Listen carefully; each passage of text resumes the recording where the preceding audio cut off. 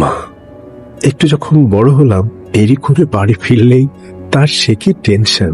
যখনই অসুখে পড়তাম মা অস্থির হয়ে যেতেন। আমি না ঘুমানো পর্যন্ত মা ঘুমাতেন না। মা আমার একমাত্র আশ্রয়। বাবা, তোমার কি মন খারাপ? কই না তো মা। আমার জন্য মন খারাপ? মা না থাকলে তো আমিও খুব মিস করি বাবা। আর দাদু তো কখনো ফিরবে না, আমি জানি বাবা। তোমার খুব মন খারাপ। তাই? মায়েরা সব বুঝে, আমি না তোমার মা।